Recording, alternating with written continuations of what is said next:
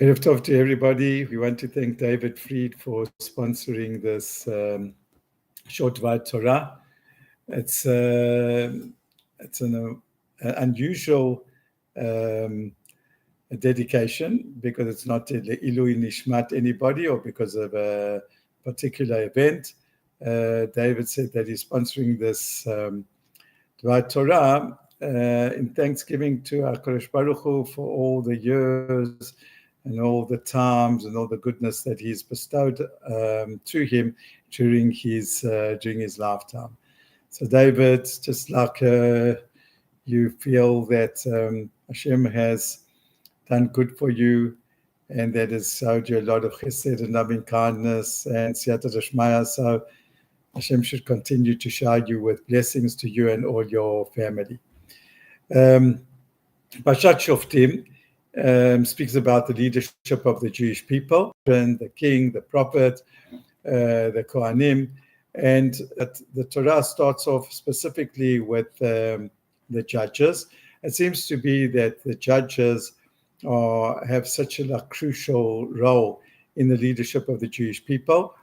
And as the Rambam said in his Perush to Pirkei Avot, he says that everything that we read in Pirkei Avot in the first 5 chapters, they're basically geared to the judges.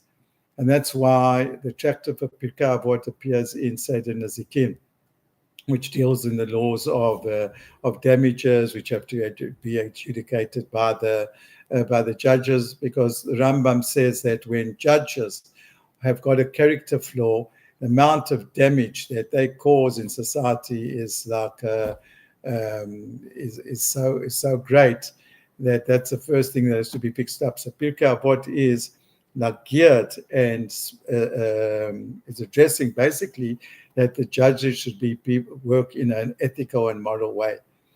So that's why I'm saying, in the light of what the Rambam says, you can understand why the Torah starts off with speaking about the inyanim of judges, and we don't have to belabor the point too much.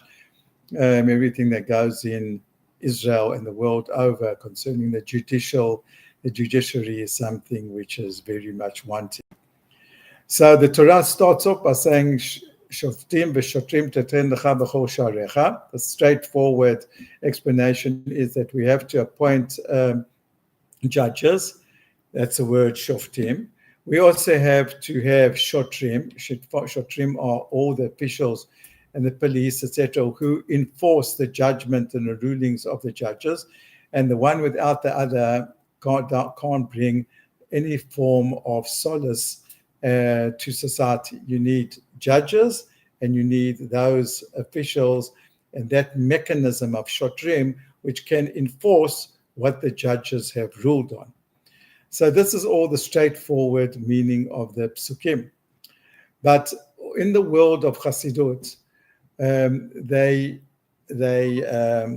hone in the fact that Torah says this language in the Yachid, in the language of singular, not in plural. Instead of saying Shoftim v'shotrim tutim lachem, that you have to give you plural, you have to appoint judges and police over you, plural. It says this in the singular. So they learn from here is that a person has to be a judge over himself. It appears to it applies to every single individual. Every single individual has to be a person who is a judge. And when it says that you shoftim v'shotrim lecha titen lecha b'chol sha'arecha, so b'chol sha'arecha means that you have to appoint the judges at all your gates. So in Chassidut, if we're saying that it's referring to the individual, so who are the gates? The gates are the gates of the body, which are openings that feed us sensory sensations and also information of the outside world. So we have to put gates at our eyes, gates on that guard our ears, our mouth, our nostrils, etc. So this is according to Chassidut. We have to just ask ourselves now that, having said that, so let's take each part of the pasuk.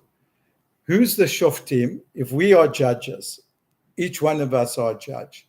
So who's the shofet? Who's the judge? And who is the shoter? Who's the official who's enforcing?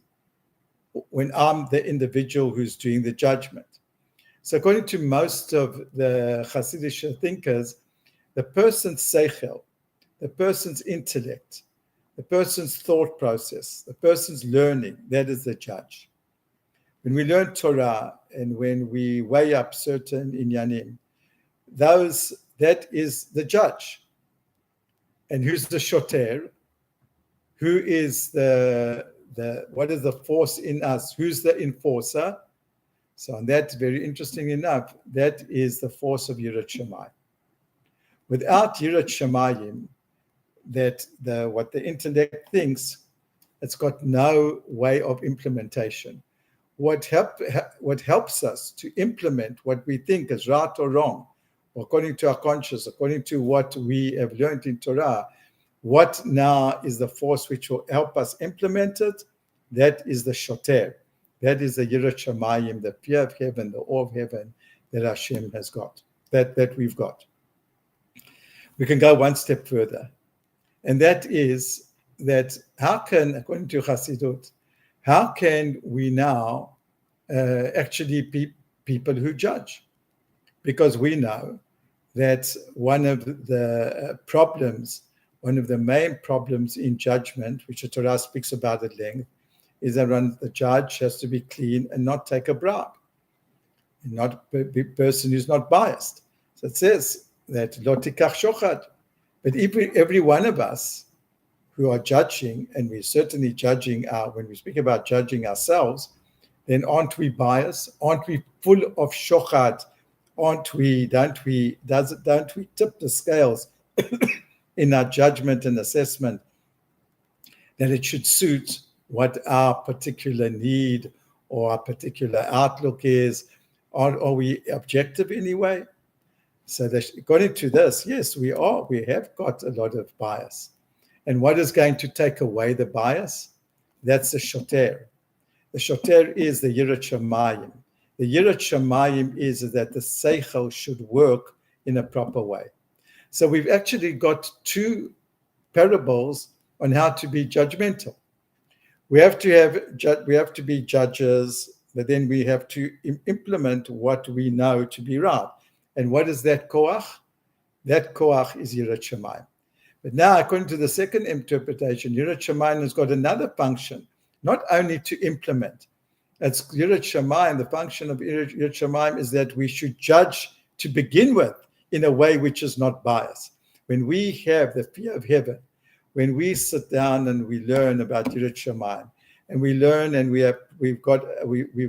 try to inculcate and we try to understand, and what we do is we work on the fact that there's a God in the world and we are filled with his awe, then the way that we judge is going to be a different type of judgment. I'd like to end off that in our society looks askance against any judgment, not only the Gabay judgment of ourselves, but even judgment of other people. And we found many times that there's people say, oh, this person's judgmental. And it's correct. There are problems of judgmental. But from the Torah point of view, as we see now from Chassidut, we look at judgment as a big honor. It shows that a person, why do we say a person should be judgmental? Because it shows that a person has got an intellect. HaKadosh Baruch Hu gave a person a seichel. He made him B'Tselem Elokim, and that Tselem Elokim can just differentiate between right and wrong. So now the problem is not to judge. The thing is how to judge. So we've got in Pirkei Avot all sorts of rules, right? Don't judge a person till you in his place, or judge a person favorably, right? Or like we said over here, judge your way with Yirat Shamayim.